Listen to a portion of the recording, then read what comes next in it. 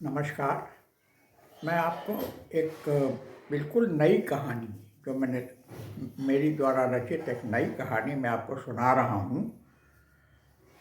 कहानी का शीर्षक है रजत मुकुट। तो ये कहानी इस प्रकार है। ऐसा नहीं कि मैं सब भूल गया हूँ। लवलेन तब भी थी।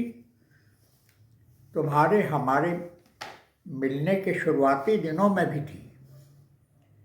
मैं तुम्हें इम्प्रेस करने के लिए वहाँ से एक परफ्यूम, एक रुमाल का पैकेट और तुम्हारे जन्मदिन पर तुम्हें उपहार देने के लिए लाया था। हमारे संबंधों पर भी हमारे विवाह की आधिकारिक मोहर लग चुकी थी। फिर भी मन में बेकरारी थी तुम्हारा बर्थडे मनाने की।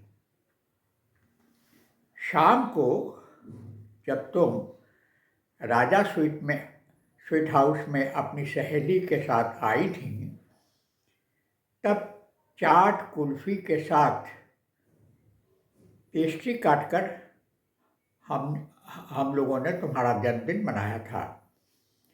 याद है ना? और अब हमारी लाडली भी हमारे साथ है। हमारी ऑफिस की व्यस्तताएं भी हैं। आज तुम प्रातः मुझे शिकायत भरी नज़रों से देख रही थी, जैसे मेरी व्यस्त जीवन में किसी प्रकार का अवरोध उत्पन्न नहीं करना चाह रही हो।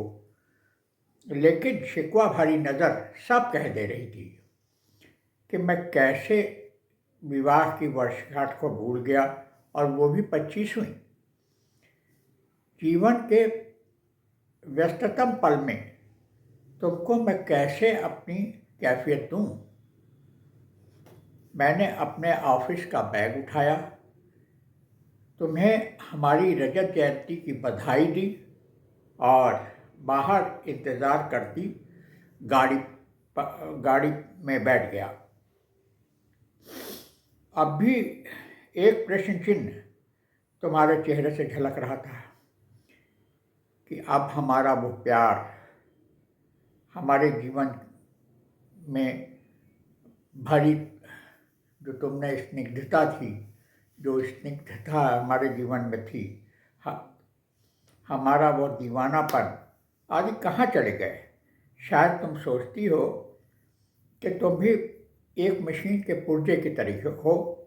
मशीन को भी तो आखिर तेल पानी की ज़रूरत होती है,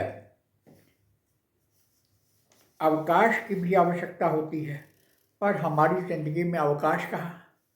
चलते रहना है निरंतर पड़ा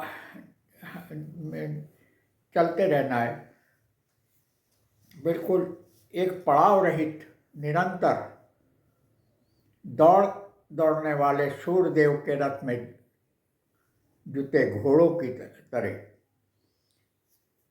जो रुकना ही नहीं जानते, अविरल बस दौड़ते ही रहते हैं। और वे इतना भी नहीं देखते कि पीछे भी कोई है। तुम्हारा सोचना सही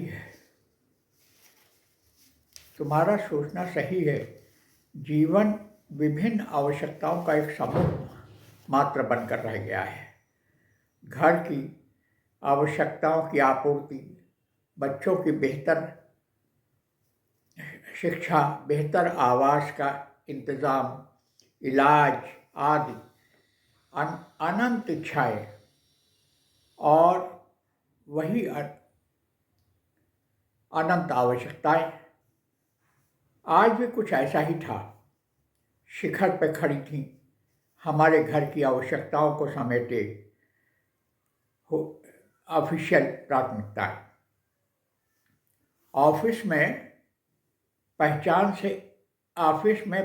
से ही तो हमारी पहचान हुई है। क्षेत्र के संगठन के अध्यक्ष का औचक दौरा और समस्त विभागों की रिपोर्ट का मेरे द्वारा अध्यक्ष महोदय को प्रस्तुतिकरण, अब क्या कोई और स्पष्टीकरण चाहिए? अभी कल तुम कह रही थी मॉल चलना है। मैं जानता हूँ मेरे लिए एक अच्छी सी घड़ी खरीदना चाहती हो। फिर तुम ये भी कहती हो कि तुम्हारी पुरानी घड़ी तो सिर्फ 10,000 रुपये की है और वो सही भी चल रही है। फिर ये फिजूल खर्चे क्यों? तुम भी तो स्पष्ट नहीं हो कि क्या खरीदना क्या है।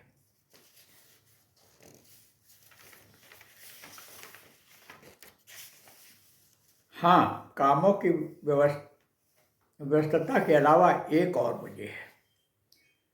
सुरुचि भी अगले हफ्ते आने वाली है।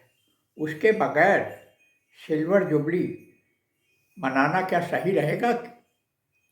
गाड़ी में इसी तरह अपने आप को कैफियत देता रहा और फिर ऑफिस में आकर के अपने ऑफिस के काम में व्यस्त हो गया।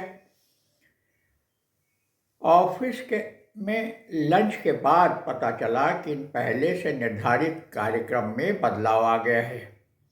आज का कार्यक्रम कुछ दिन के लिए टल गया है।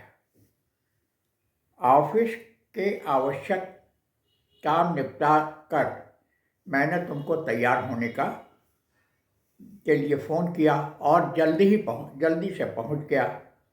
आज का दिन सिर्फ तुम्हारा है, सिर्फ तुम्हारा, पूरी तरह से तुम्हारा। सिल्वर जुबली तुम्हारी है। सेलिब्रेशन अगले हफ्ते बिटिया सुरुचि, परिजनों और मित्रों के लिए है और हमारे लिए तो सिर पर पहले से ही है जिम्मेदारियों का रजत मुकुट। नमस्कार।